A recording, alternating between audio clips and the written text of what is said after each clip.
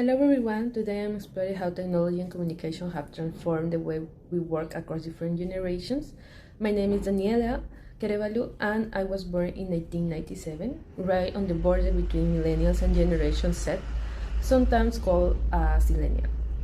Today I'm interviewing my mother, who was born in 1963, making her a baby boomer. She's a nurse and her story is truly fascinating because nothing in her career went exactly as planned. And let's find why. The interview started with her career inspiration. The question I asked my mother was, who inspired you to start your career? Because I know her story is quite surprising. My mother originally wanted to study civil engineering because she was fascinated about construction and machinery. But back then, the political and social situation in Peru made it very difficult. They were in constant strikes and the university environment felt unstable. Then a friend told her that nursing was a 3-year program, was practical, stable, and in demand.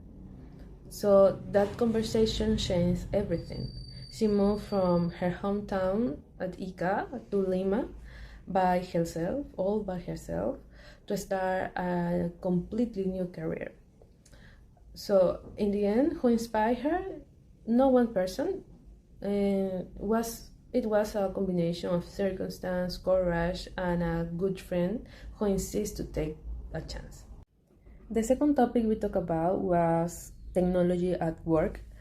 I asked her what happened when computers first arrived at her workplace. She told me that computer arrived at her hospital around the time I was starting kindergarten or primary school. Before that, everything was done by hand or in a typing machine, records, reports, and communication. The main technology she used was the landline phone, and that was it. Then came the email with the computers and internet, but it was slow, complicated, and not widely used. She had to learn everything from the scratch, while also working at full-time as a nurse. She has been adapting to a new technology her entire career, and she is still doing it today. The next topic we talked about was social media and modern apps. I asked her who helped her learn how to use social media and the applications, and she told me that her first social media experience was Facebook and Messenger. At the time, it was the only real options.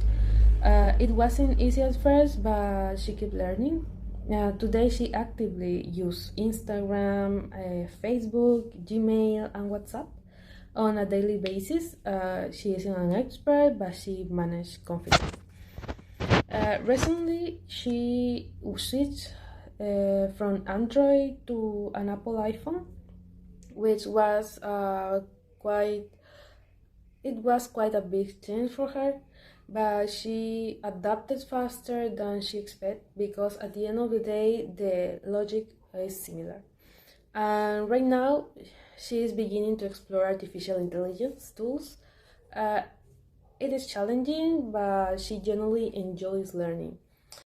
If I made a personal reflection, if I compare my experience to my mother's, it's really fascinating. I grew up watching technology arrive. I remember a life before a smartphone, but I also grew up with them naturally.